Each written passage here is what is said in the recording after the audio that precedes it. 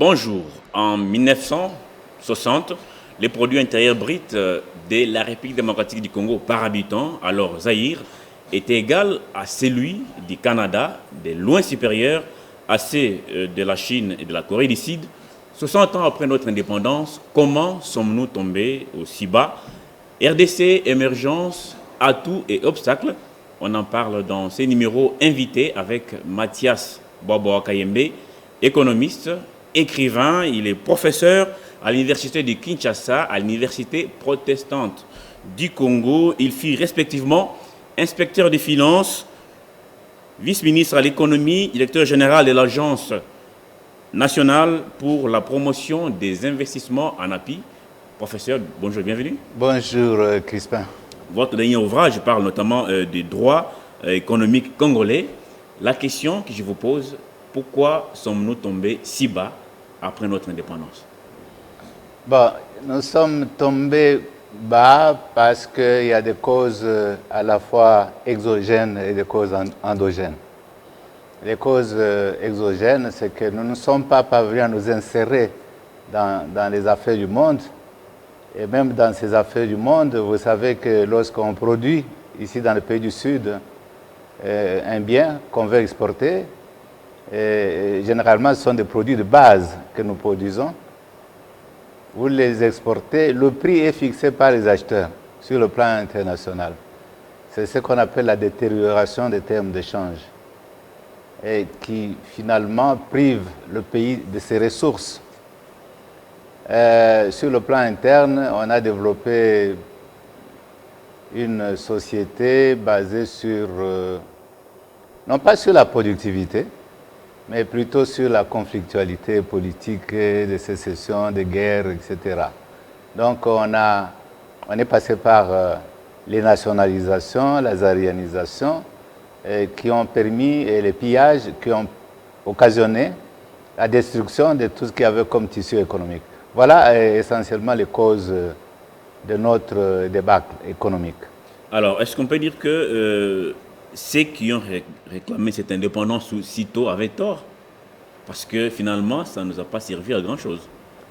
Non, je pense que pour répondre à cette question-là, il faut poser la question à la population. Et lorsqu'on pose la question à la population, tout le monde est d'accord qu'il fallait être indépendant. Et que même si on connaît des problèmes, on est dans des malheurs et tout ça, autant supporter ces malheurs-là tout en étant indépendant qu'être dans une situation comme celle d'avant l'indépendance. On était bien nourris, etc., mais on n'était pas... Vous savez qu'avant l'indépendance, on a parlé des abus de notre roi Léopold II, notamment des violences sur des personnes et même la colonisation s'était caractérisée par ces violences-là. On dit que les routes de cette agricole étaient bien entretenues, mais c'était par le fouet. C'est par le fouet qu'on entretenait la population, qu'on entraînait la population à aménager ces routes-là. Je crois qu'il faut trouver une autre manière de diriger actuellement. Il faut trouver un nouveau leadership dans le pays, un leadership qui doit être basé sur la mobilisation de la population, sur l'encadrement de la population pour l'entraîner vers l'acceptation de ce que le gouvernement voudrait faire et vers le développement. Alors, parce que vous parlez de la liberté, mais est-ce que dans les conditions qui sont les nôtres actuellement, vous ne pensez pas que cette politique défouée vaut la peine pour recadrer les choses? Parce qu'avec 700 partis politiques, chacun a son mot à dire, l'autre appuie sur l'accélérateur et le voisin appuie sur le frein. Est-ce qu'on va avancer avec ça au nom de la démocratie, de la liberté? Bon, moi, je pense que la liberté, c'est une bonne chose, mais il faut éviter le libertinage. Et ce qu'on constate dans notre pays, c'est le libertinage, et surtout sur le terrain de la politique. Bon, je ne veux pas qu'on parle de la politique aujourd'hui, peut-être, mais avoir dans un pays 1000 partis politiques, c'est quand même une exagération extraordinaire. Donc, je crois que des pays comme la Chine, des pays Malaisie et tous ces pays-là ont basé leur relations sociales sur la productivité. Les relations sociales de notre pays doivent avoir comme socle le fait de produire, pas le fait de faire la politique, etc. Il faut réformer les choses. Et moi, je serais même d'avis que ce serait intéressant de réduire le nombre de partis politiques. Tout à fait. Alors, vous avez évoqué ici cette décision prise à l'époque par l'effet Marshall Mobutu de donner toutes les entreprises aux Zaïrois de l'époque, mais qui n'avaient aucune expérience. C'est vrai, et ça nous a apporté ces déclins, mais Mobutu est parti il y a, je ne sais pas, 20, 25 ans, parti. Il nous faudra combien de temps quand on sait que c'est un pays qui avait des difficultés énormes, hein, parfois plus que les nôtres, il y a 25-30 ans, se sont relevés. Qu'est-ce qui nous manque finalement, nous, Congolais? Bon, quand on regarde les décisions prises par le président Mobutu, notamment nationalisation de l'Union minière du Haut-Katanga, nationalisation de toutes les filiales de l'Union minière, nationalisation des sociétés d'électricité, d'assurance, de transport maritime et autres. Et puis, zaïanisation, donc confiscation de tous les commerces, toutes les unités de production pour les céder à des Congolais. Quand on voit, on se dit que les intentions étaient bonnes. Les intentions étaient bonnes parce qu'ils voulaient créer une classe moyenne congolaise. Mais la stratégie était mauvaise, bien sûr, parce qu'il a confié ces unités de production, d'abord Gécamine et autres. C'est la politique qui s'y est mêlée. On a commencé à mettre des gens parce qu'ils sont capables de gérer. Il n'y en avait même pas beaucoup à ce moment-là. Et parce qu'ils sont amis, etc., aux gens de la classe politique. Et puis même les magasins et autres qui étaient confisqués aux étrangers ont été cédés aux gens de la classe politique. Donc c'était une mauvaise stratégie. Mais ce qu'on constate, c'est que c'est facile de détruire quelque chose et c'est difficile de reconstruire. C'est très très difficile de reconstruire. Et donc 40 ans ou 50 ans après la prise de ces mesures-là, nous ne sommes pas parvenus à relancer les choses. Mais est-ce que c'est impossible? Non, non, non. Je crois qu'on va en parler. À mon avis, ce n'est pas impossible. Mais il faut aussi reconnaître, déjà dire que le Congo se trouve donc dans une situation historique différente de la plupart des pays africains. Parce que la plupart des pays africains, si vous prenez l'Afrique du Sud, l'Angola ou le Cameroun ou le Nigeria, ils ont conservé leur tissu économique. Ils ont conservé leurs unités de production acquises de la colonisation. Et nous, on est partis, tout a été détruit, surtout à cause de difficultés politiques. Mais ces difficultés politiques tiennent aussi au fait que les hommes politiques cherchent à contrôler la production de minerais dans le pays. Donc, pour alimenter les partis politiques, c'est ça? Peut-être leur poche aussi. Hein. Tout à fait. Peut-être leur poche, pas les partis politiques comme tels, mais leur poche. On se bat pour les minerais essentiellement. Et c'est malheureux. Mais je crois qu'il y a moyen de relancer les choses. Il y a moyen de relancer les choses. Vous avez géré l'Agence nationale pour la promotion des investissements en appui il n'y a pas si longtemps. Alors, je ne vais pas ici demander votre bilan. Quel a été le constat selon vous? Pourquoi il n'y a pas beaucoup d'investisseurs au pays? Beaucoup viennent avec des intentions. Ça ne s'arrête qu'au niveau des intentions. Mais pourquoi ça ne va pas jusqu'au bout? Bon, je voudrais tout d'abord parler un peu de mon bilan même. Pourquoi pas? Aujourd'hui, j'ai quitté l'ANAPI en 2015.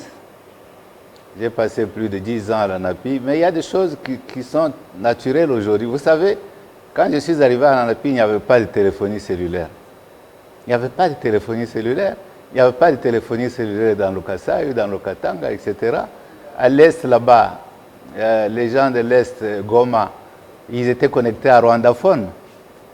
Ou Vira, ils étaient connectés à Rwandaphone. On a dû, je n'étais pas seul, mais j'étais dans un groupe, on a dû travailler dans un contexte très très difficile où les gens rejettent tout, bloquent tout. Dans un contexte difficile, on a dû travailler pour qu'il y ait la téléphonie cellulaire. Aujourd'hui, on parle de 20 millions, combien de gens connectés à la téléphonie cellulaire. Il y avait le phénomène Tinder pour le Kasaï là. Il fallait aller à une phonie, parler, etc., qu'on vous envoie des biens.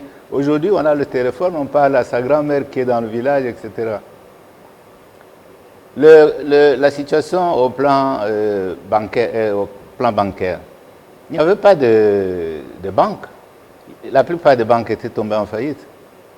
Il a fallu y travailler pour connaître des banques. Il y a des banques aujourd'hui qui sont dans le Katanga, qui sont... Mais des banques étrangères qui font certainement beaucoup de mal aux Congolais avec des taux vraiment élevés. L'État ne contrôle presque rien là-dessus. On en a parlé avec des banquiers et autres. Comment justifier que 60 ans après, le Congo n'a pas une banque? Qu'est-ce qui se passe? Bon, elles sont étrangères, mais il y a quand même des services qui rendent. Elles rendent quand même, c'est-à-dire qu'il y a déjà des emplois qui sont créés par ces banques-là. Il y a aussi des services qui sont fournis par ces banques. Il y a aussi des financements qui sont fournis peut-être à des taux d'intérêt élevés. Et ces taux d'intérêt élevés sont calqués sur notamment le taux d'inflation et d'autres paramètres qui sont considérés pour avoir ces taux d'intérêt. Il faut arriver à des banques congolaises. On a eu des banques congolaises. On a eu Banque du commerce extérieur, Banque de Kinshasa, Banque, etc. Il y avait plus ou moins 5 banques congolaises qui sont tombées en faillite. On ne peut pas dire que c'est à cause des Congolais, Société financière de développement, SOFIDE, c'est une banque de développement. Tout ça est tombé en faillite. Donc on ne peut pas pleurnicher qu'il n'y a pas eu de banque congolaise, mais il n'y a pas eu de gens pour diriger ces banques congolaises.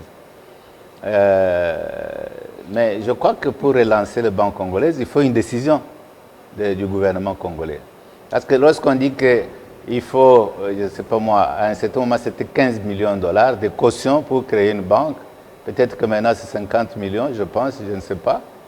Il faut 50 millions de caution pour créer une banque. Mais est-ce que l'État manque de moyens quand vous suivez tous ces procès à longueur de journée? Des individus ont détourné 100 millions, 50 millions, 47 millions, 200 millions de dollars. Qu'est-ce que ça vous fait, professeur, qu'on manque assez peu pour créer des banques, pour créer des classes moyennes, mais il y a autant de millions à tout moment dans les poches des individus? Bon, l'État ne manque pas de moyens, mais l'idéal ne serait pas que ces banques soient créées par l'État. Bien sûr, on peut avoir des banques étatiques. L'idéal serait que ces banques soient créées par des privés, pas des privés congolais. Parce que ce qui est créé par des privés peut être mieux géré peut-être. Le privé, il consacre tout son temps, c'est son argent, il consacre son temps et tout, et il peut développer les activités. Plutôt que le fonctionnaire de l'État, le placer à la tête d'une banque, ce n'est pas toujours évident. Mais lorsqu'on dit qu'il faut trouver 50 millions, je crois que l'État devrait adoucir les conditions de création de banques en ce qui concerne les Congolais. Il ne faut pas que ce soit les mêmes conditions que pour les étrangers. Il faut qu'il y ait des conditions un peu accommodantes qui permettent aux Congolais de pouvoir créer des banques, en commençant par une banque, mais il faut trouver ces Congolais-là. C'est l'impression que beaucoup de Congolais ont, pas seulement par rapport aux banques, mais tous ceux-là qui veulent investir dans quelque chose subissent à ces difficultés. On a l'impression que les étrangers sont beaucoup mieux favorisés au Congo que les Congolais eux-mêmes. Comment expliquez-vous ces paradoxes? Bon, les étrangers sont mieux traités par déjà le système bancaire actuel. Mais les étrangers, si vous prenez des Indiens, ils prennent, il y a en Inde une banque qu'on appelle banque Exim Bank. Cette banque-là a des milliards de dollars. Tout Indien peut aller prendre de l'argent, l'amener à l'extérieur, dans n'importe quel pays de son choix et l'investir. Donc tout Indien, donc nous devions avoir des structures comme ça. Une structure Exim Bank qu'on a financée, et puis on a amené des partenaires dans cette structure-là. Il y a de l'argent. Tout Congolais sérieux peut prendre l'argent, parce qu'il y en a qui ne sont pas sérieux. Il y en a qui sont sérieux aussi. Donc c'est question de chercher l'oiseau rare pour les amener dans de telles structures. Mais je voulais finir en ce qui concerne l'ANAPI. Ce que vous voyez aujourd'hui comme étant le boom immobilier a été dû à l'apport de l'ANAPI. Ce que vous voyez aujourd'hui comme étant production de matériaux de construction, ciment, barres de fer, tuyaux en plastique, etc., ou bien production de savon, etc., ça a été, qu'on peut voir aujourd'hui dans les supermarchés, avec tous ces emplois qui ont été créés, ça a été dû à l'ANAPI. Donc, on a, dans un contexte difficile, essayé de faire quelque chose, mais la tâche à remplir est vraiment immense. Il faut continuer, ça demande le leadership des responsables pour y arriver. La tâche est immense, vous le dites, professeur. Alors, par rapport à tous ces tableaux un peu sombres qu'on a peints ici, vous et moi, est-ce qu'aujourd'hui, la RDC a encore des atouts nécessaires pour se relever? Oui, la RDC a toujours des atouts. A toujours des atouts qu'on a toujours cités. On a toujours cité les ressources naturelles, on cite l'eau, la forêt, on a cité les hommes, mais j'aimerais insister beaucoup sur les hommes. La plus grande ressource, ce sont les hommes. Et je pense que ces hommes congolais, ce n'est pas leur faute. Si ces Congolais ne trouvent pas un emploi, comme on l'a dit ici pour les banques, il faut que c'est la responsabilité première du gouvernement de le faire. C'est la responsabilité de mobiliser ces Congolais pour en faire des gens capables de prendre leurs responsabilités. Mais le gouvernement est composé de quoi? C'est de vous, professeurs, qui êtes pour la plupart du temps dans ces gouvernements. Professeurs ordinaires, professeurs docteurs, qui maîtrisaient un peu tout. Mais si déjà à votre niveau, vous ne pouvez rien faire, que va dire finalement cet étudiant qui étudie dans un désespoir total? Ben, j'étais là, maintenant je ne suis plus là. Et j'étais dans le gouvernement, bien sûr. À l'ANAPI, j'étais membre du gouvernement. Et maintenant, je ne suis plus là. Je suis professeur, donc je peux être conseiller. Mais vous savez, la plupart des professeurs, des collègues professeurs, il y a eu un gouvernement qui est passé là, qui était dirigé par un professeur. Mais combien de professeurs à qui on a fait appel pour donner une idée dans un ministère, faire un papier sur une question quelconque? Peut-être pas celle-ci, mais ils sont quand même passés dans le gouvernement précédent. Il y avait toujours des professeurs à côté des politiques. Pourquoi on est mieux dans les auditoires que dans des cabinets politiques? Bon, écoutez, c'est pour dire qu'un professeur qui est dans un cabinet politique n'est pas nécessairement la personne qui peut changer vraiment les choses. Il faut qu'il y ait un esprit de changement total dans le chef du gouvernement tout d'abord, du responsable du gouvernement. Qui va donner le ton finalement? Parce que chacun Mais dit ce n'est pas le conseiller, ce n'est pas le conseiller qui va donner le ton. Celui qui va donner le ton, c'est le Premier ministre. Vous voyez là, dans un pays de l'Est, vous voyez la proactivité de leurs dirigeants dans un pays de l'Est que je ne veux pas citer. Vous voyez la proactivité. Aujourd'hui, ils sont en train de produire le pili-pili à vendre en Chine. Donc, ils exportent les fleurs, ils exportent le pili-pili, ils exportent ceci. Et il faut qu'il y ait, j'ai parlé du leadership. Ne croyez pas qu'un professeur qui est dans un ministère, il est membre du ministère comme tout le monde. Il subit les rigidités de ce ministère. Malgré les titres qu'il a, il se transforme finalement en yes man. Non, il n'est pas transformé. Il est dans une structure avec une distribution de responsabilités. Il y a une responsabilité qui lui est confiée. Il assume cette responsabilité. Et bien souvent, d'ailleurs, les gens qui ne sont pas professeurs tournent en dérision. Ah, vous voyez, professeur, ouais, qu'est-ce que vous faites, professeur? On tourne en dérision les idées des professeurs, ce qui n'est pas une bonne chose. On a perdu 60 ans, je le disais à l'introduction de cette émission, 60 ans après l'indépendance. Nous sommes tombés, en tout cas, trop bas aujourd'hui. Par rapport à nos atouts, les atouts que vous connaissez, que les publics qui nous suivent connaissent certainement aussi, on a toujours répété ça, nous sommes un pays riche, nous avons la forêt, nous avons des minéraux, des ressources naturelles. Alors, qu'est-ce qu'il ne faut pas faire pour ne pas perdre encore une fois 60 ans après? Bon, tout d'abord, ce qu'il faut faire, c'est mettre en place une stratégie de développement, cibler les secteurs porteurs. Tout le monde le sait, c'est le secteur agricole, c'est le secteur énergétique, c'est le secteur peut-être minéral aussi, mais je n'y crois pas tellement. C'est c'est le secteur des infrastructures. Il faut cibler 4 ou 5 secteurs. Il y en a plus de 15 ou 20 même secteurs, mais on ne peut pas aller dans toutes les directions. C'est-à-dire que le gouvernement doit concentrer des moyens sur ces secteurs-là. Des moyens humains, des moyens financiers et des moyens logistiques, les concentrer sur des secteurs. Le gouvernement doit, parce que le développement doit être conçu comme une affaire qui concerne et le gouvernement et le secteur privé. Le gouvernement doit impliquer le secteur privé, mais parfois on est déçu de certains secteurs privés dans notre pays, parce qu'on a affaire à des gens qui ne font que faire des jérémiades. Mais c'est votre pays, vous allez faire des jérémiades jusqu'à quand? Il faut vous mettre... Regardez du temps colonial, vous avez parlé de la colonisation. Il y avait...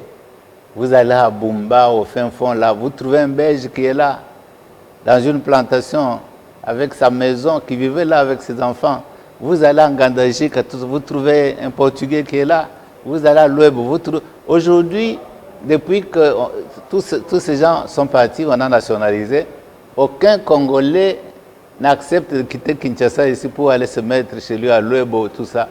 On fait toujours des discours à Kinshasa, mais il faut associer le secteur privé aux efforts du gouvernement.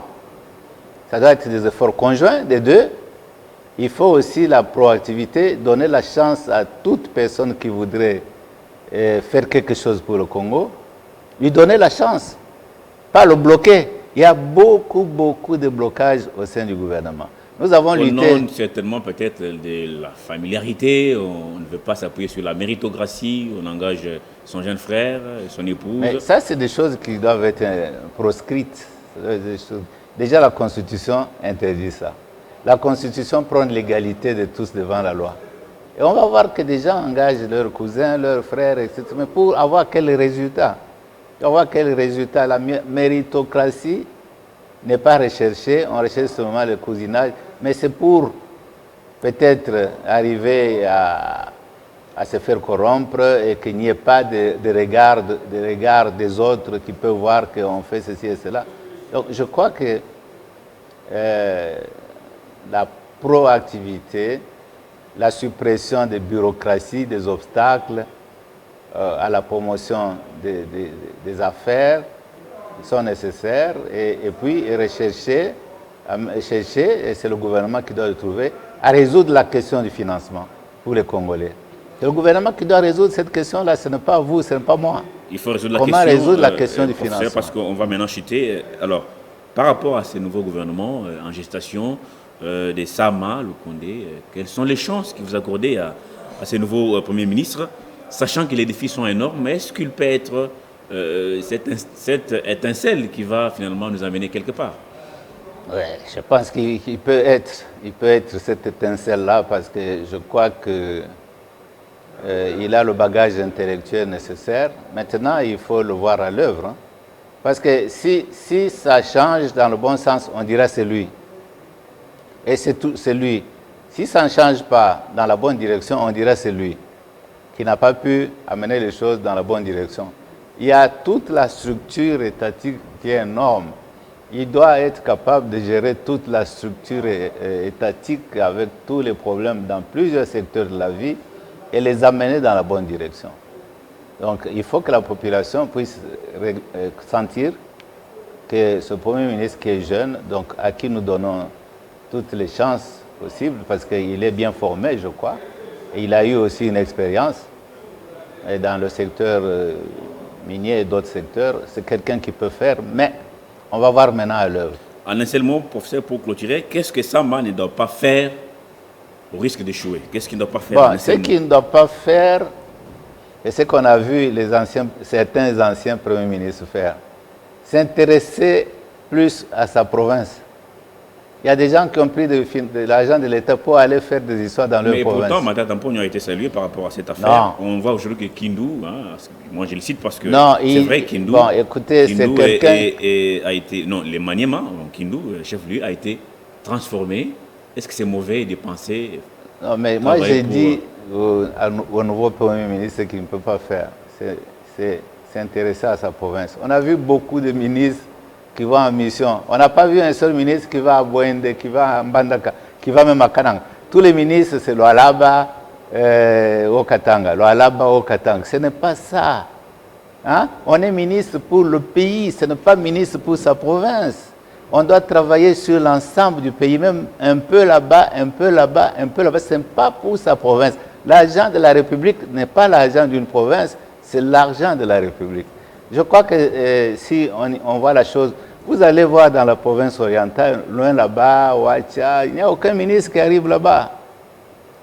Il n'y a aucun, mais moi j'ai été là-bas. J'étais à Ouacha, j'étais à Aba, etc. Donc c'est des coins que je connais et je me dis toujours, mais où sont les autres? Où sont les autres fonctionnaires, membres du gouvernement? Très bon conseil, professeur, à tous ces membres du gouvernement, les futurs gouvernements. Il faut aller partout, pas seulement dans les lois là-bas, parce qu'il y en a même qui sont du Kasaï, mais qui n'y vont jamais, professeur. C'est pour vous dire que les gens choisissent peut-être là où il y a un peu de lucre, parce que parfois pour les revendre tout simplement. Professeur Bobo Kayembe, merci d'avoir été les nôtres.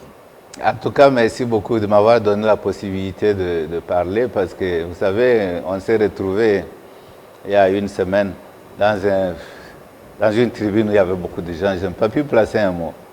Mais je suis disposé à venir pour qu'on parle un peu de développement. Je suis spécialiste du développement, du fait d'être passé à l'ANAPI. Je suis spécialiste de finances publiques. Donc on peut parler beaucoup. Merci beaucoup. On ira secteur par secteur et vous serez toujours les bienvenus chez nous. Merci mon ami. Merci à vous de nous avoir suivis de partout à travers le monde. Restez branchés sur Télé 50 ans.